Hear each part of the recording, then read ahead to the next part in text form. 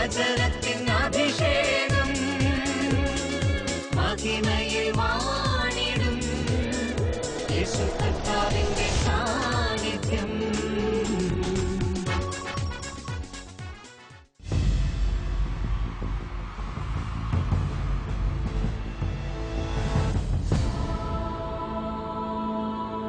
നിൻ വചനം ധ്യാനിക്കുമ്പോ ഹല്ലേലൂയ. മഹത്വത്തിൻ സാന്നിധ്യം.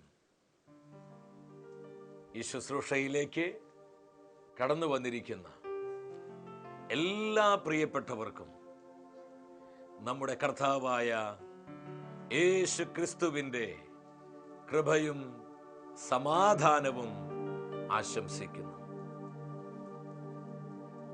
100-ാം സങ്കീർത്തനം 2-ാം തിരുവാക്യം. സന്തോഷത്തോടെ കർത്താവിന് ശുശ്രൂഷ ചെയ്യുവിൻ, ഗാനാലാപത്തോടെ അവിടുത്തെ സന്നിധിയിൽ വരുവിൻ. സങ്കീർത്തകൻ ആത്മനിറവോടെ നമ്മോട് പറയുകയാണ്, സന്തോഷത്തോടെ കർത്താവിനെ ശുശ്രൂഷിക്കുവിൻ. പാട്ടുകൾ പാടി ആനന്ദത്തോടെ കർത്താവിന്റെ കുഞ്ഞുങ്ങൾ അവിടുത്തെ സന്നിധിയിലേക്ക് വരിക. ദൈവമക്കള് വാടിയ മുഖവും തളർന്ന മനസ്സുമായി ഇരിക്കരുത്. പ്രതിസന്ധികളും ഒരുപാട് പ്രതികൂലങ്ങളൊക്കെ നമ്മുടെ ജീവിതത്തിൽ ഉണ്ടെങ്കിലും പ്രിയ ദൈവത്തിന്റെ പൈതലെ, പരിശുദ്ധാത്മാവിൽ ആനന്ദിച്ച് ജീവിതത്തിൽ മുന്നേറേണ്ടവരാണ് ദൈവമക്കൾ. പൂർണ്ണമായും ഈ വചനത്തിൽ വിശ്വസിച്ച് ആയിരിക്കുന്നിടത്ത് എല്ലാവരും എഴുന്നേറ്റ് നിന്ന് വലതുകരം സ്വർഗത്തിലേക്ക് ഉയർത്തി ഈ ശുശ്രൂഷയിൽ പങ്കെടുത്ത് പ്രാർത്ഥിക്കുന്ന 10,000 പരിശുദ്ധാത്മാവിനാൽ പൂരിതരാകുവാൻ, നമ്മുടെ നിയോഗങ്ങളും ആവശ്യങ്ങളെല്ലാം കർത്താവിനാൽ ആശീർവദിക്കപ്പെടുവാൻ പ്രാർത്ഥിക്കുന്നു. കർത്താവായ ദൈവമേ, അങ്ങയുടെ സാന്നിധ്യത്താൽ ഞങ്ങളെ പ്രകാശിപ്പിക്കണമേ. കർത്താവിന്റെ ആത്മാവേ, ഞങ്ങൾ അഭിഷേകം ചെയ്യണമേ. സ്വർഗീയ ആനന്ദത്താൽ ഞങ്ങളെ പൂരിതമാക്കണമേ. അത്ഭുതങ്ങളും അടയാളങ്ങളും ഞങ്ങൾക്ക് നൽകണമേ. Hallelujah, hallelujah, hallelujah. പരിശുദ്ധാത്മാവിൽ നിറഞ്ഞ് കരങ്ങൾ അടിച്ച് നമ്മൾ ആയിരിക്കുന്നിടത്ത് കർത്താവിന്റെ നാമത്തെ മഹത്വപ്പെടുത്താൻ പോവുകയാണ്. ഇത് കൃപയുടെ സമയമാണ്. അനേകം അത്ഭുതങ്ങളും അടയാളങ്ങളും നമ്മുടെ ജീവിതങ്ങളിൽ കർത്താവ് പകരുന്ന സമയം. പ്രിയ സഹോദര സഹോദരി, മനസ്സിന്റെ സകല ഭാരങ്ങളും വിട്ടുകളഞ്ഞ് കർത്താവിന്റെ സന്നിധിയിൽ ആനന്ദമുള്ളൊരു ദൈവ പൈതലായി നമ്മൾ ഒരുമിച്ച് പാടി ആരാധിക്കുന്നു. Thank you Jesus. ഹല്ലേലൂയ. ആനന്ദമുണ്ട്, ആനന്ദമുണ്ട്, എനിക്ക് ആത്മാവിൽ ആനന്ദമുണ്ട്. ആനന്ദമുണ്ട്, ആനന്ദമുണ്ട്, എനിക്ക് യേശുവിൽ ആനന്ദമുണ്ട്. നമുക്ക് എത്ര പേർക്ക് ഇത് പറയാൻ പറ്റും? അന്ന് അനുഭവിച്ച് പാടി പ്രാർത്ഥിച്ചേ. എനിക്ക് ആത്മാവിൽ ആനന്ദമുണ്ട്, ആനന്ദമുണ്ട്, ഹൃദയത്തിന്റെ വേദനകൾ വിട്ടുകളഞ്ഞ് ഒന്ന് പരസ്പരം പറഞ്ഞു പാടി. ആനന്ദമുണ്ട്, ആനന്ദമുണ്ട്, എനിക്ക് ആത്മാവിൽ ആനന്ദമുണ്ട്. ആനന്ദമുണ്ട്, ആനന്ദമുണ്ട്, എനിക്ക് യേശുവിൽ ആനന്ദമുണ്ട്. Yes Lord. കർത്താവേ, ഈ അഭിഷേകം ഞങ്ങൾ ഏറ്റെടുത്ത് പാടുന്നു. ഹല്ലേലൂയ. ആനന്ദമുണ്ട്, ആനന്ദമുണ്ട്, കരങ്ങൾ ഉയർത്തിയടിച്ച് ഹല്ലേലൂയ പാടിയിടും ഞാൻ. Hallelujah, hallelujah. കർത്താവേ, അത്ഭുതങ്ങളും അടയാളങ്ങളും നൽകണമേ. അനേക ആയിരങ്ങളിൽ പ്രവർത്തിക്കണമേ. ഹല്ലേലൂയ പാടിയിടും ഞാൻ. Hallelujah, hallelujah. കരങ്ങൾ ഇരുവശങ്ങളിൽ ആത്മാവിൽ നിന്ന് മൂവ് ചെയ്ത് സർവശക്തിയോടെ ആനന്ദമുണ്ട്, ആനന്ദമുണ്ട്, എനിക്ക് ആത്മാവിൽ ആനന്ദമുണ്ട്, ആനന്ദമുണ്ട്, ആനന്ദമുണ്ട്, എനിക്ക് യേശുവിൽ ആനന്ദമുണ്ട്. എന്റെ യേശുവേ, ആനന്ദത്തിന്റെ തൈലത്താൽ ഞങ്ങൾ അഭിഷേകം ചെയ്യണമേ. മനസ്സിന്റെ ഭാരങ്ങള്, ഹൃദയത്തിന്റെ ദുഃഖങ്ങള് വിട്ടുമാറി പോകട്ടെ. കർത്താവേ, ആനന്ദം, ആനന്ദം നൽകണമേ. എനിക്ക് യേശുവിൽ ആനന്ദമുണ്ട്. സ്വരമുയർത്തി ഏറ്റുപറയാം. അല്പം കൂടി ഉച്ചത്തിൽ. എനിക്ക് യേശുവിൽ ആനന്ദമുണ്ട്. സകല ദുഃഖങ്ങളെ വിട്ടുകളഞ്ഞേ. വലതുകരം ഉയർത്തിപ്പിടിച്ച് എനിക്ക് യേശുവിൽ ആനന്ദമുണ്ട്, എനിക്ക് യേശുവിൽ ആനന്ദമുണ്ട്. ഇരു കരങ്ങളും സ്വർഗത്തിലേക്ക് ഉയർത്തി ആനന്ദത്തിന്റെ തൈലത്താൽ നമ്മുടെ ജീവിതങ്ങളെ, കുടുംബങ്ങളെ അഭിഷേകം ചെയ്യുന്ന കർത്താവിൻ നാമം വിളിച്ച് സ്തുതിച്ചു പ്രാർത്ഥിക്കുന്നു. Hallelujah, hallelujah, hallelujah. ദൈവത്തിന്റെ പരിശുദ്ധാത്മാവേ, അത്ഭുതങ്ങളും അടയാളങ്ങളും ഞങ്ങൾക്ക് നൽകണമേ. മനസ്സിന്റെ ഭാരങ്ങള്, ഹൃദയത്തിന്റെ ദുഃഖങ്ങള്, ഞങ്ങൾ അനുഭവിക്കുന്ന കഷ്ടതകൾ ഞങ്ങളെ വിടുവിക്കണമേ. ആനന്ദത്തിന്റെ തൈലത്താൽ ഞങ്ങളെ ഉണർത്തണമേ. Hallelujah, hallelujah, hallelujah. കർത്താവായ ദൈവമേ, അത്ഭുതങ്ങളുടെ രാജാവേ, അത്ഭുതങ്ങളെ ഘോഷത്താൽ ഞങ്ങളുടെ കുടുംബങ്ങളെ അനുഗ്രഹിക്കണമേ. തലമുറകളെ വിശുദ്ധീകരിക്കണമേ. ഞങ്ങളുടെ ആവശ്യങ്ങളിൽ ഇടപെടണമേ. Hallelujah, hallelujah, hallelujah. ദുഃഖങ്ങൾ മാറട്ടെ, നിരാശയുടെ കെട്ടുകൾ പൊട്ടട്ടെ, സാമ്പത്തിക തകർച്ചകള്, മാറാ രോഗങ്ങള്, വിവിധങ്ങളായ ദുരിതങ്ങള്, ഏർപ്പെടുന്ന കാര്യങ്ങളിലുള്ള സകല പരാജയങ്ങളും, കർത്താവേ, ബന്ധനത്തിന്റെ കുരുക്കുകൾ ഈ സമയം അഴിഞ്ഞു മാറട്ടെ. അങ്ങനെ ജനം പരിശുദ്ധാത്മാവിൽ നിറയട്ടെ. അനുഗ്രഹത്തിന്റെ അഭിഷേകം നദി പോലെ നിറഞ്ഞൊഴുകട്ടെ. സകല കെട്ടുകളെയും പൊട്ടിച്ച് കുടുംബങ്ങളിലേക്ക്, ജീവിതങ്ങളിലേക്ക്, കൂട്ടായ്മകളിലേക്ക്, ദേശാന്തരങ്ങളിലേക്ക് അനുഗ്രഹത്തിന് നദി ഒഴുകട്ടെ. Lord, release your anointing, your presence. Hallelujah, hallelujah, hallelujah. കർത്താവേ നന്ദി, കർത്താവേ നന്ദി, കർത്താവേ നന്ദി, കർത്താവേ നന്ദി. പരിശുദ്ധമേ, തിരുസഭയുടെ അമ്മേ, നിങ്ങളെല്ലാവരും ആത്മാവിന്റെ ആനന്ദത്താൽ നിറയപ്പെടുവാൻ അമ്മ ഞങ്ങൾക്ക് വേണ്ടി പ്രാർത്ഥിക്കണമേ. ആമേൻ, ഹല്ലേലൂയ. പ്രിയ ദൈവമക്കളെ, നമ്മെ കഴുകി വിശുദ്ധീകരിക്കുന്ന കർത്താവിന്റെ വചനത്തിന്റെ മുൻപിൽ പ്രാർത്ഥനയോടെ ആയിരിക്കാം. നമ്മൾ തപസ് കാലഘട്ടത്തിലാണ്. പ്രാർത്ഥനയുടെയും പരിത്യാഗത്തിന്റെയും ഉപവാസത്തിന്റെയും ദിനങ്ങളിലൂടെ ദൈവത്തിന്റെ ആത്മാവ് നമ്മെ നയിക്കുകയാണ്. ഈ തപസ് കാലത്ത് നാം നമ്മെ തന്നെ ആത്മശോധന ചെയ്യുവാനും കർത്താവിന്റെ വചനത്തിന്റെ പ്രകാശത്താൽ നമ്മുടെ ജീവിതങ്ങളെ കണ്ടുകൊണ്ട് വചനപ്രകാരം അതിനെ ക്രമപ്പെടുത്തുവാനുമുള്ള ആഹ്വാനമാണ് ദൈവത്തിന്റെ അരൂപി ഈ വചന ശുശ്രൂഷകളിലൂടെ നമുക്ക് നൽകുന്നത്. കഴിഞ്ഞ 2 ആഴ്ചകളിലായി നമ്മൾ കാണുകയായിരുന്നു അനുഗ്രഹത്തിന് തടസ്സമായി നിൽക്കുന്ന കാര്യങ്ങളെക്കുറിച്ച്. ഞാൻ ആത്മാവിൽ പറയട്ടെ, എപ്പോഴും നമ്മളിങ്ങനെ ദുഃഖിച്ച് നരകിച്ച് കഷ്ടതയിലും നിരാശയിലും കഴിയുവാനല്ല കർത്താവ് ആഗ്രഹിക്കുന്നത്. അവൻ നമ്മെ അനുഗ്രഹിക്കുന്ന ദൈവമാണ്. നമ്മെ കരുതുന്ന കർത്താവ്, നമ്മളെ പരിപാലിക്കുന്ന കർത്താവ്, എപ്പോഴും എവിടെയും നമ്മെ സംരക്ഷിക്കുന്ന ദൈവം. പിന്നെ എന്തുകൊണ്ടാണ് പലപ്പോഴും ദൈവാനുഗ്രഹത്തിന്റെ നിറഞ്ഞൊഴുക്ക് നമ്മുടെ വ്യക്തി ജീവിതത്തിലേക്കും കുടുംബത്തിലേക്കും തലമുറകളിലേക്കും പലപ്പോഴും കടന്നു വരാതെ പോകുന്നത്? കർത്താവ് അനുഗ്രഹിക്കാഞ്ഞിട്ടല്ല. ആ അനുഗ്രഹത്തിന്റെ സമൃദ്ധിയെ സ്വീകരിക്കാൻ കഴിയാത്ത വിധത്തിൽ പാപത്തിന്റെ അടിമത്തങ്ങൾ നമ്മുടെ ജീവിതത്തിൽ അള്ളിപ്പിടിച്ചിരിക്കുകയാണ്. പ്രവാചകനായ യെശയ്യായിലൂടെ ദൈവം സംസാരിക്കുന്നുണ്ട്. 59-ാം അധ്യായം 1-2 തിരുവാക്യങ്ങള്. രക്ഷിക്കാൻ കഴിയാത്ത വിധം എന്റെ കരങ്ങൾ കുരുകിപ്പോയിട്ടില്ല, കേൾക്കാനാവാത്ത വിധം എന്റെ കാതുകൾക്ക് മാന്യവും സംഭവിച്ചിട്ടില്ല. പിന്നെ എവിടെയാ പ്രശ്നം പറ്റിയിരിക്കുന്നത്? നിന്റെ പാപങ്ങൾ നിന്നെയും എന്നെയും തമ്മിൽ അകറ്റിയിരിക്കുന്നു. ഇത് കർത്താവിന്റെ വേദനയാണ്. തന്റെ ജനത്തെ നോക്കി കർത്താവ് പറയുക, നിന്റെ പാപം നിന്നെയും എന്നെയും അകറ്റിയിരിക്കുന്നു.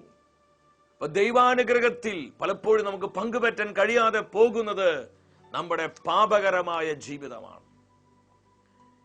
ഈ തപസ് കാലത്ത് നാം നമ്മെ തന്നെ ആത്മശോധന ചെയ്ത് കർത്താവിന്റെ വചനത്താൽ വിശുദ്ധീകരിക്കപ്പെടുവാനുള്ള ആഗ്രഹത്തോടെ തിരുസന്നിധിയിൽ നമുക്ക് എല്ലാവർക്കും ആയിരിക്കാം. ഇന്നത്തെ വചന ശുശ്രൂഷയിൽ വീണ്ടും പരിശുദ്ധാത്മ നമ്മൾ ഓർമ്മിപ്പിക്കുകയാണ്. അനുഗ്രഹത്തിന് തടസ്സമായി കാണുന്ന മൂന്നാമത്തെ തലം ബലഹീനരോടും നിസ്സഹായരോടുമുള്ള കടും കൈകൾ, ക്രൂരതകൾ. ബലഹീനരോടും നിസ്സഹായരോടുമുള്ള കടും കൈകൾ. ഇത് വലിയ അപകടമാണെന്ന് ദൈവത്തിന്റെ തിരുവഴുത്തിലൂടെ കർത്താവിന്റെ ആത്മാവ് നമുക്ക് മുന്നറിയിപ്പ് തരികയാണ്. സുഭാഷിത പുസ്തകം 22-ാം അധ്യായം 16-ാം തിരുവചനം. സ്വന്തം സമ്പത്ത് വർദ്ധിപ്പിക്കാൻ വേണ്ടി ദരിദ്രരെ ഞെരുക്കുകയോ സമ്പന്നർക്ക് പാരിതോഷികം നൽകുകയോ ചെയ്യുന്നവൻ ദാരിദ്ര്യത്തിൽ നിബന്ധിക്കുകയേ ഉള്ളൂ. ഈ വചനത്തിലൂടെ കർത്താവിന്റെ ആത്മാവ് എന്താണ് നമ്മോട് സംസാരിക്കുന്നത്? ഇതൊരു വാർണിംഗ് മെസ്സേജ് ആണ്. സ്വന്തം സമ്പത്ത് വർദ്ധിപ്പിക്കാൻ വേണ്ടി ദരിദ്രരെ ഞെരുക്കുക, അങ്ങനെ ഞെരുക്കി അതിലൂടെ സമ്പന്നർക്ക് പാരിതോഷികം നൽകുന്നവൻ ദാരിദ്ര്യത്തിൽ നിബന്ധിക്കും. അവന്റെ ജീവിതം നാശത്തിലേക്ക് പോകും. സ്വന്തം സമ്പത്ത് വർദ്ധിപ്പിക്കാൻ വേണ്ടി ദരിദ്രരെ ഞെരുക്കുക, ചോദിക്കാനും പറയാനും ആളില്ലെന്ന് വിചാരിച്ച് നമ്മൾ എന്തും ചെയ്താൽ അത് കാണുന്നൊരു ദൈവം സ്വർഗത്തിലുണ്ട്. പ്രവാചകനായ ജെറമിയായിലൂടെ വീണ്ടും ദൈവത്തിന്റെ പരിശുദ്ധാത്മാവോട് സംസാരിക്കുക. ഇതിനുള്ള ബന്ധത്തിൽ 17-ാം അധ്യായം 11-ാമത്തെ തിരുവാക്യം. താനിടാത്ത മുട്ടയ്ക്ക് അടയിരിക്കുന്ന തിത്തിരി പക്ഷിയെ പോലെയാണ് അന്യായമായി സമ്പത്ത് സമ്പാദിക്കുന്നവർ.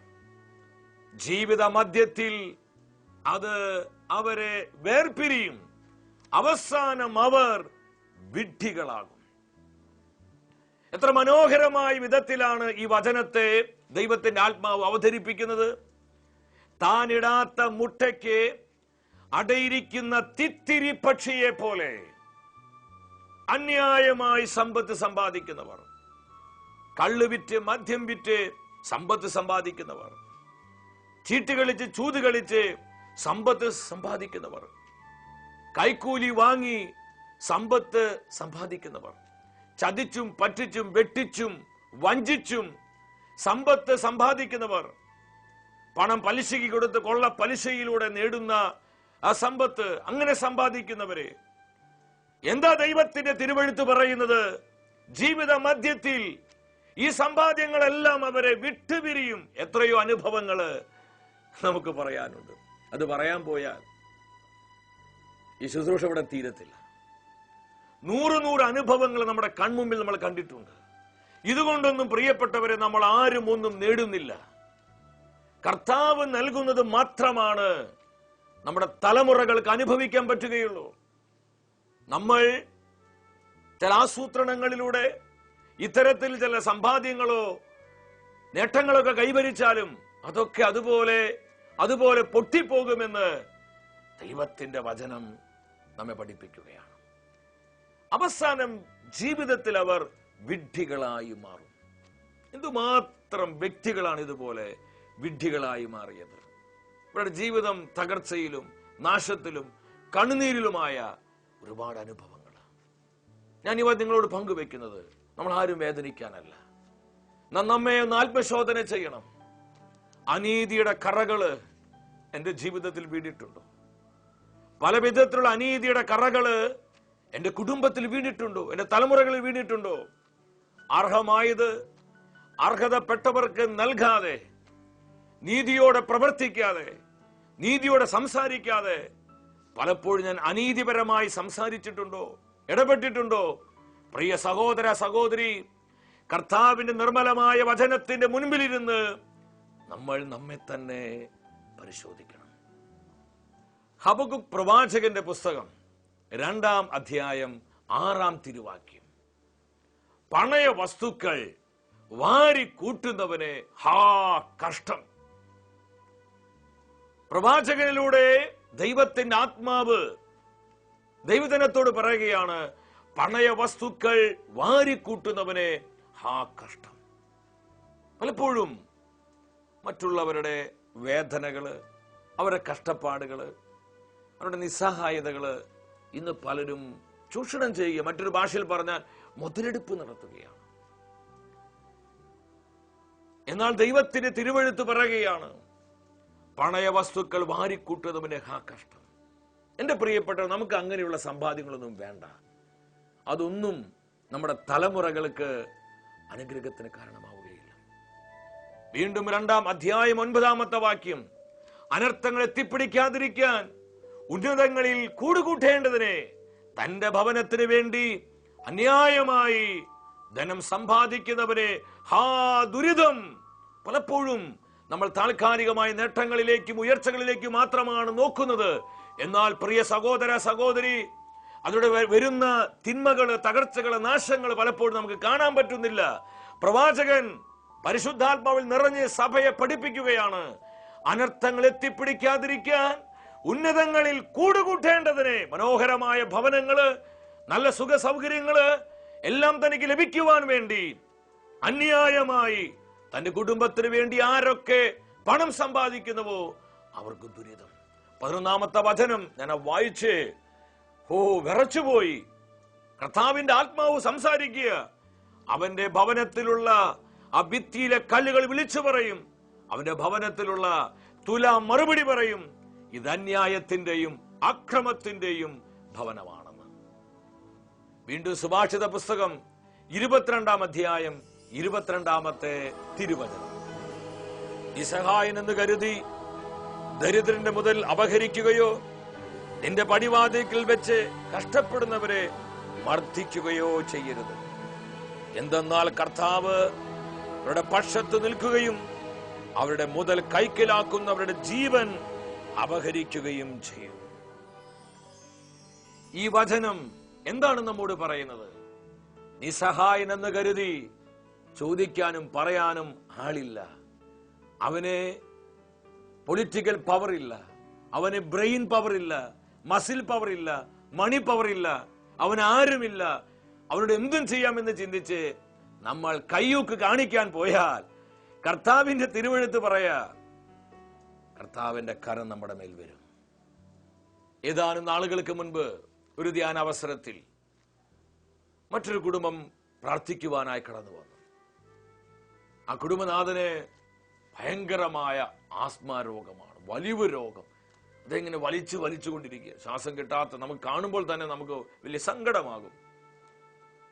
അദ്ദേഹത്തിന്റെ ഒരു മകൻ മാനസിക രോഗിയാണ്. ഭാര്യ വീട്ടിൽ തളർന്നു കിടക്കുന്നു. അടിക്കടിക്ക് തകർച്ചകള്, ഒരുപാട് പ്രശ്നങ്ങൾ മൂലം ആ കുടുംബം നട്ടം തിരിയുകയാണ്. അദ്ദേഹം പറഞ്ഞു, വളരെ ബുദ്ധിമുട്ടിലാണ്, ഞങ്ങൾക്ക് വേണ്ടി പ്രാർത്ഥിക്കണം. അദ്ദേഹത്തിന് വേണ്ടി പ്രാർത്ഥിച്ചപ്പോൾ ദൈവത്തിന്റെ പരിശുദ്ധാത്മാവ് ആ മനുഷ്യന്റെ ജീവിതത്തിലേക്ക് വെളിച്ചം വീശി. ഒരുപാട് കണ്ണുനീരിന്റെ കറകള് അദ്ദേഹത്തിന്റെ ജീവിതത്തിൽ ഉണ്ടായിരുന്നു. അദ്ദേഹം തന്റെ ജീവിത അനുഭവം പങ്കുവച്ചു. നല്ല പൈസയും സ്വാധീനമൊക്കെ ഉള്ള സമയത്ത് ഗുണ്ടായിസം പോലെ തൊട്ടടുത്തുള്ള ഒരു പാവപ്പെട്ട കുടുംബമാണ്. അവിടെ വസ്തു കയ്യേറുകയും അവർക്കെതിരെ കള്ളക്കേസ് ഉണ്ടാക്കി അവരെ മർദ്ദിക്കുകയും ചെയ്തു. ഒരുപാട് അപമാനങ്ങളും കഷ്ടതകളും ഈ മനുഷ്യൻ മൂലം ആ കുടുംബം അനുഭവിക്കേണ്ടി വന്നു. അവസാനം തന്റെ സ്വാധീന ശക്തി ഉപയോഗിച്ച് നല്ലൊരു ശതമാനം മുതൽ അദ്ദേഹം കൈക്കലാക്കി. അപമാനിതരായ ആ കുടുംബം നാട്ടിൽ നിൽക്കാൻ കഴിയാതെ കിട്ടിയ വിലയ്ക്ക് തങ്ങളുടെ വീടും സ്ഥലവും വിറ്റ് അവർ മറ്റൊരു സ്ഥലത്തേക്ക് പോയി. എന്നാൽ വർഷങ്ങൾ കഴിഞ്ഞു. നമ്മളൊരു സത്യം തിരിച്ചറിയണം. നമ്മൾ പറയുന്ന കാര്യങ്ങള്, നമ്മൾ ചെയ്യുന്ന കാര്യങ്ങൾ ആരും അറിയുന്നില്ല, ആരും കാണുന്നില്ല. കയ്യുക്കുള്ളവൻ കാര്യക്കാരൻ, അത് ലോകത്തിന് നിയമമാണ്. എന്നാൽ ദൈവജനത്തിന് നിയമം കർത്താവായ യേശു ക്രിസ്തുവിന്റെ ചങ്കിൽ നിന്നൊഴുകിയ തിരുച്ചോരയിൽ അധിഷ്ഠിതമായതാണ് ഒരു ക്രൈസ്തവന്റെ നിയമം. ദൈവത്തിന്റെ വചനം നമ്മോട് എന്തു പറയുന്നുവോ അതാണ് നമ്മുടെ ചട്ടം. വർഷങ്ങൾ കഴിഞ്ഞപ്പോൾ എന്ത് സംഭവിച്ചു? ഇങ്ങനെ അപഹരിച്ചെടുത്ത കുടുംബത്തെ ദുരിതത്തിലും കഷ്ടതയിലുമാക്കിയ ഈ സഹോദരന്റെ കുടുംബത്തിൽ വലിയ നഷ്ടങ്ങളും നാശങ്ങളും സംഭവിക്കാൻ തുടങ്ങി. ഇദ്ദേഹത്തിന് ആദ്യം ഈ അസുഖം ഉണ്ടായിരുന്നില്ല. പെട്ടെന്ന് അദ്ദേഹം ആസ്മ രോഗിയായി. അനേകം ചികിത്സകൾ നടത്തി. പക്ഷെ വേണ്ടത്ര ശമനം കിട്ടുന്നില്ല. വലിയ വലിവ് രോഗിയായിട്ട് മാറി. ഒരു മകൻ മാനസിക രോഗിയായി. ഭാര്യ തളർന്ന് കിടപ്പായി. വീട്ടിൽ അടിക്കടിക്ക് ദുരിതങ്ങളും തകർച്ചകളും പരാജയങ്ങളും. ഞാൻ അദ്ദേഹത്തോട് പറഞ്ഞു, വിഷമിക്കേണ്ട. ഇതൊരു ശാപമായോ നാശമായോ കാണരുത്. കർത്താവിന്റെ സ്നേഹത്തിന്റെ അടയാളമായി കാണണം. ഇതിലൂടെ സഹോദര കുടുംബത്തെ രക്ഷിക്കുവാൻ കർത്താവ് ആഗ്രഹിക്കുന്നു. അനുദപിക്കുക. ജീവിതത്തിൽ ചെയ്തു പോയ പാപങ്ങൾ ഏറ്റുപറഞ്ഞ് കർത്താവിന്റെ രക്ഷ സ്വീകരിക്കുവാൻ ഒരുങ്ങണം. ജീവിതത്തിൽ കർത്താവിനെ രക്ഷകനാഥനുമായി ഏറ്റുപറയണം. കർത്താവിനെ വേദനിപ്പിക്കുന്ന എല്ലാ പാപവഴികളെയും വിട്ടുകളഞ്ഞ് കുടുംബത്തെ കർത്താവിനായി വിശുദ്ധീകരിക്കാൻ തയ്യാറാകണം. അത്ഭുതങ്ങൾ സഹോദരന്റെ ജീവിതത്തിൽ പരിശുദ്ധാത്മ പ്രവർത്തിക്കും. എന്റെ പ്രിയപ്പെട്ടവരെ, തന്റെ പാപകരമായ ജീവിതമൊക്കെ വിട്ടുകളഞ്ഞ അദ്ദേഹം അതെല്ലാം അനുതാപ ഹൃദയത്തോടെ ഏറ്റുപറഞ്ഞ് പാപമോചനം സ്വീകരിച്ചു. കർത്താവിന്റെ ഒരു നല്ല പൊന്നുമോനായി അദ്ദേഹം മാറി. ആ കുടുംബത്തിലേക്ക്, ആ കുടുംബ വൃക്ഷത്തിലേക്ക് കർത്താവിന്റെ രക്ഷാകരമായ അനുഗ്രഹം കടന്നു വരാൻ തുടങ്ങി. തലമുറകളെ കർത്താവ് വിശുദ്ധീകരിച്ചു. ഇത് ആ സഹോദരന് മാത്രം അനുഭവമല്ല. ഇതുപോലെ വിവിധങ്ങളായ തകർച്ചകളിലൂടെ, കഷ്ടതയിലൂടെ, കണ്ണുനീരുകളിലൂടെ, പരാജയങ്ങളിലൂടെ കടന്നുപോകുന്ന ആയിരക്കണക്കിന് കുടുംബങ്ങൾ നമ്മുടെ ഇടയിലുണ്ട്. പലവിധ പ്രതിസന്ധികൾ മൂലം നട്ടം തിരിയുന്ന പതിനായിരങ്ങള്. പ്രിയ സഹോദര സഹോദരി, ഇത് നിന്റെ ജീവിതത്തിന്റെ വേദനയാണെങ്കിൽ കർത്താവിന്റെ ആത്മാവ് വ്യക്തമായി സംസാരിക്കുകയാണ്. ജീവിതത്തിൽ സംഭവിച്ചു പോയ പാപങ്ങളെ ഓർത്ത്, അനുസരണക്കേടുകളെ ഓർത്ത് അനുദപിക്കുക. പൂർണ്ണമായി അത് ഏറ്റുപറഞ്ഞ് കർത്താവിൽ നിന്ന് പാപമോചനം സ്വീകരിക്കുക. നിന്നിലൂടെ നിന്റെ കുടുംബത്തെ യേശു അനുഗ്രഹിക്കും. നിന്നിലൂടെ നിന്റെ മക്കളെ കർത്താവ് അനുഗ്രഹിക്കും. നിന്നിലൂടെ നിന്റെ തലമുറയെ യേശു അനുഗ്രഹിക്കും. നിന്റെ ദേശത്തെ, നിന്റെ കൂട്ടായ്മയെ, നിന്റെ പ്രവർത്തന മണ്ഡലങ്ങളെ എല്ലാം കർത്താവ് അനുഗ്രഹിക്കും. നമ്മൾ എത്ര പേര് ഇത് വിശ്വസിക്കുന്നു? എത്ര പേര് വിശ്വസിക്കുന്നു? സുഭാഷിതങ്ങളെ പുസ്തകം 3-ാം അധ്യായം 33-ാം വചനം അതാ പഠിപ്പിക്കുന്നത്. നീതിമാന്മാരുടെ ഭവനങ്ങളെ കർത്താവ് അനുഗ്രഹിക്കുന്നു. ദൈവാനുഗ്രഹത്തിന്റെ സമൃദ്ധി എങ്ങനെയുള്ള കുടുംബങ്ങളിലേക്ക് കടന്നു വരുന്നത്? ദൈവവചനത്തെ പ്രമാണിച്ച് ജീവിക്കുന്ന കുടുംബങ്ങളിൽ അനുഗ്രഹത്തിന്റെ സമൃദ്ധി ഉണ്ടാകുന്നു, കൃപയുടെ സമൃദ്ധി ഉണ്ടാകുന്നു, അഭിഷേകത്തിന്റെ സമൃദ്ധി ഉണ്ടാകുന്നു. പ്രിയ ദൈവത്തിന്റെ പൈതലെ, ഈ ദൂത് എന്റെ ഹൃദയത്തിലേക്ക് ഏറ്റെടുത്ത് ജീവിതത്തിൽ സംഭവിച്ചു പോയ പാപങ്ങളെ ഓർത്ത്, അനീതിപരമായി സംസാരിച്ചത്, പ്രവർത്തിച്ചത്, അതെന്റെ വീട്ടുകാരോടാകാം, എന്റെ സ്വന്തക്കാരോടാകാം, എന്നെ വേദനിപ്പിച്ചവരോടാകാം, എന്റെ അയൽപ്പക്കക്കാരോടാകാം, എന്റെ ജോലി സ്ഥലത്തുള്ളവരോടാകാം, എന്റെ കൂട്ടായ്മയുള്ളവരോടാകാം, ആരോടുമാകട്ടെ, പൂർണ്ണമായി അതെല്ലാം ഏറ്റുപറഞ്ഞ് കർത്താവിന്റെ സാന്നിധ്യം അനുഭവിക്കുവാൻ നിങ്ങൾ ഒരുങ്ങുക. ഒരു നിമിഷം കരങ്ങൾ ഉയർത്തിപ്പിടിച്ച് ആയിരിക്കുന്നിടത്ത് യേശുനാമം വിളിച്ച് പ്രാർത്ഥിക്കുക. നമ്മുടെ കുടുംബങ്ങളിലേക്ക് അനുഗ്രഹത്തിന്റെ അഭിഷേകമായി പരിശുദ്ധാത്മാവ് ഇറങ്ങി വരുന്ന സമയം നിങ്ങൾ ആരെയും ശ്രദ്ധിക്കണ്ട. കർത്താവിന്റെ തിരുമുഖത്ത് കണ്ണുറപ്പിച്ച് വിശ്വാസത്തോടെ സ്തുതിച്ചു പ്രാർത്ഥിക്കുക. Hallelujah, hallelujah, hallelujah. പരിശുദ്ധാത്മാവേ വരണമേ, അത്ഭുതങ്ങളും അടയാളങ്ങളും നൽകണമേ. അനീതിയുടെ കറകളിൽ നിന്ന്, കണ്ണുനീരിന്റെ കറകളിൽ നിന്ന് ഞങ്ങളുടെ ജീവിതങ്ങളെ, കുടുംബങ്ങളെ, തലമുറകളെ ഈശോയെ അങ്ങയുടെ തിരിച്ചോരയാൽ കഴുകി വിശുദ്ധീകരിക്കണമേ. അങ്ങയുടെ രക്തത്തിന്റെ മുദ്രയാൽ ഞങ്ങളെ മുദ്രിതമാക്കണമേ. ഞങ്ങളുടെ ആത്മാവിനെ ഞങ്ങളെ പൂരിതമാക്കണമേ. ദൈവാനുഗ്രഹത്തിന്റെ സമൃദ്ധി ഞങ്ങൾക്ക് നൽകണമേ. കൃപയുടെ പകർച്ച നൽകണമേ. പരാജയങ്ങൾ വിട്ടുമാറട്ടെ, ദുരിതങ്ങൾ വിട്ടുമാറട്ടെ, തകർച്ചകൾ വിട്ടുമാറട്ടെ, മാറാവ്യാധികൾ വിട്ടുമാറട്ടെ, അത്ഭുത രോഗശാന്തികള്, അത്ഭുത അടയാളങ്ങള്, അത്ഭുത മാനസാന്തരങ്ങള് ഞങ്ങളുടെ ജീവിതങ്ങൾ, കുടുംബങ്ങൾ ഇപ്പോൾ സംഭവിക്കട്ടെ. Hallelujah, hallelujah, hallelujah, hallelujah. ഈശോയെ നന്ദി. ഈ തപസ്സുകാലത്ത് ഞങ്ങളെ തന്നെ വിശുദ്ധീകരിക്കുവാൻ, ഞങ്ങളെ തന്നെ പരിശോധിക്കുവാൻ കർത്താവേ കൃപ നൽകണമേ, കൃപ നൽകണമേ, കൃപ നൽകണമേ. കർത്താവ് ഇന്ന് നൽകിയ ഈ തിരുവചനങ്ങളുടെ അടിസ്ഥാനത്തിൽ നമ്മുടെ ജീവിതങ്ങളെ കൂടുതൽ വിശുദ്ധീകരിക്കുവാനും ദൈവാനുഗ്രഹത്തിന്റെ, ദൈവകൃപയുടെ ജീവിതമാക്കി മാറ്റുവാനും നമുക്ക് തീരുമാനമെടുക്കാം. വ്യക്തിപരമായ നമ്മുടെ നിയോഗങ്ങളെയും കുടുംബത്തിന്റെ സകല ആവശ്യങ്ങളെയും നമ്മെ ഓരോരുത്തരെയും കർത്താവ് സമൃദ്ധമായി അനുഗ്രഹിക്കട്ടെ. നിത്യസ്നേഹത്താൽ എന്നെ സ്നേഹിച്ചു, നിത്യസ്നേഹത്താൽ എന്നെ സ്നേഹിച്ചു. ഇതാ ദൈവം ഭൂമിയിൽ വന്നു, മർത്യനു പരിശുദ്ധരിൽ പരിശുദ്ധനായ കർത്താവേ, തിരുവോസ്വരൂപനായി ദിവ്യകാരുണ്യമായി ഞങ്ങളെ അനുഗ്രഹിക്കുവാൻ ഞങ്ങളെ മധ്യ കടന്നു വന്നിരിക്കുന്ന അവിടുത്തെ സാന്നിധ്യത്തെ ഓർത്ത് ഞങ്ങൾ അങ്ങയെ സ്തുതിക്കുന്നു. ഇന്നത്തെ വചന ശുശ്രൂഷയിലൂടെ പരിശുദ്ധാത്മാവ് നമ്മളെ പഠിപ്പിച്ചു. അനുഗ്രഹത്തിനുള്ള തടസ്സങ്ങളിൽ മൂന്നാമത്തെ കാര്യം, ബലഹീനരോടും നിസ്സഹായരോടുമുള്ള കടും കൈകൾ, ക്രൂരതകൾ. കർത്താവിന്റെ സന്നിധിയിൽ നിലവിളിച്ച് നമുക്ക് പ്രാർത്ഥിക്കാം. നമ്മുടെ ജീവിതത്തിൽ അനീതിയുടെ കറ വീണിട്ടുണ്ടോ? നമ്മുടെ കുടുംബങ്ങളിൽ, തലമുറകളിൽ പല വിധത്തിലുള്ള അനീതിയുടെ കറകൾ വീണിട്ടുണ്ടോ? കർത്താവിന്റെ തിരിച്ചോരയിൽ അതെല്ലാം കഴുകപ്പെടുവാൻ, വിശുദ്ധീകരിക്കപ്പെടുവാൻ ചങ്കുവെട്ടി പ്രാർത്ഥിക്കുക.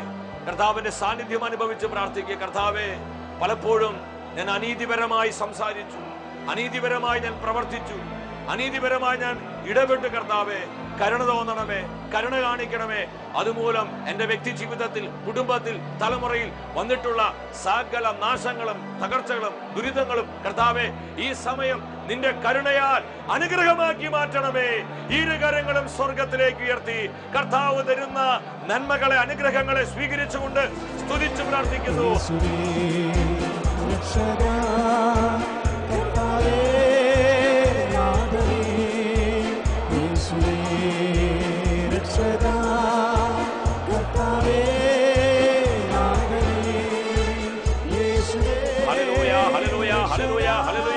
അത്ഭുതങ്ങളുടെ ദൈവമേ, എല്ലാ പാപക്കറകളിൽ നിന്നും, അനീതിയുടെ കറകളിൽ നിന്നും ഞങ്ങളുടെ കുടുംബങ്ങളെ, തലമുറകളെ, മക്കളെ വിശുദ്ധീകരിക്കണമേ.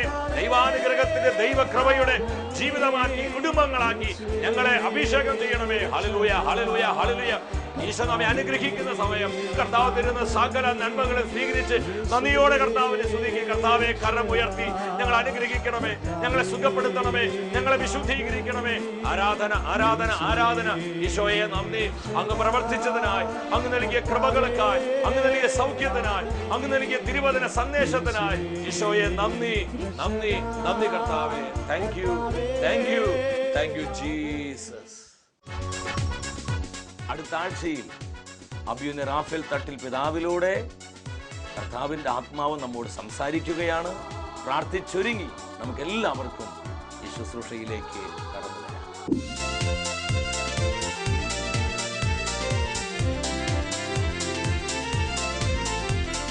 മഹത്വമേ, മഹത്വമേ, മഹത്വത്തിൻ രാജാവേ, മഹത്വത്തിൻ സാന്നിധ്യം.